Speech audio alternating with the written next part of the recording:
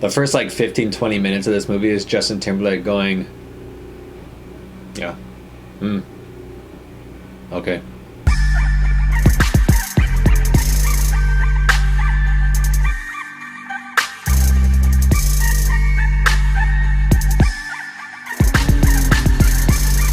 Welcome back to Tama Takes Reviews. My name is Sean Tama. This is where I give you my take. Palmer, directed by Fisher Stevens and starring Justin Timberlake. You can watch this on Apple TV+. It's a drama starring Justin Timberlake, who is released from prison and he goes back to his hometown and has to live with his grandma, needs to find a job, that kind of thing. He's on probation. And living next to his grandma is a very troubled woman who has a child named Sam. An unlikely bond is formed between the two. Sam is not your usual little boy. He likes princesses, he likes fairies, but he steals the show in every scene he's in. I should say he steals every scene he is in. He is the best part of this film. And like I said, the first 10 to 15 minutes, we're trying to become accustomed to Palmer, who was released from prison, and it's very slow.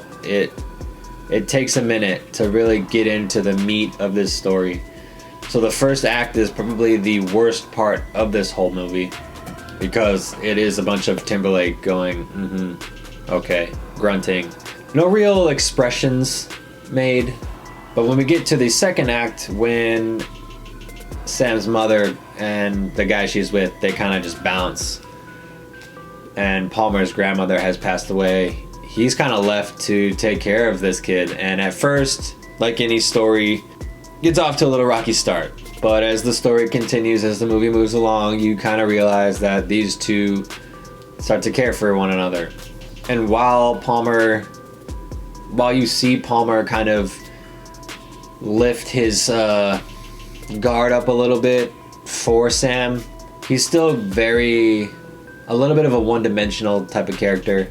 And eventually you learn why he was in jail. And the movie does a good job of making you care for Palmer before he reveals why he was in prison. And you find out. And it really doesn't change or affect the way that us as the audience feels about him, because he's taking care of Sam. So you weigh the pros and cons, and the pros win out, in my opinion. The negative side here, I don't know much about this, so I could be totally wrong. But this kid's mom is gone for, it must have been at least 2 months. At least 2 months. And nothing happens. Nothing is done about it. Now, I don't know if that's how it would happen in real life, if you left your kid and the kid found a spot or someone to just take care of him or her or whatever. I just find that a bit unrealistic. There is a cop who's a friend of Palmer's who tries to call her like right when she disappears and she doesn't answer. And that was it. That's all he tried to do. And, you know, Palmer's taking this kid to school. He's caring for him, all this kind of stuff. I just don't know if that would really happen. And then finally in the third act, when stuff kind of comes back around, you know, not with revealing too much, but it was a very familiar third act for this type of movie.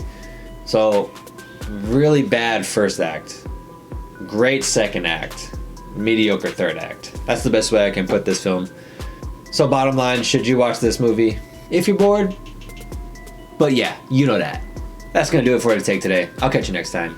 Shits.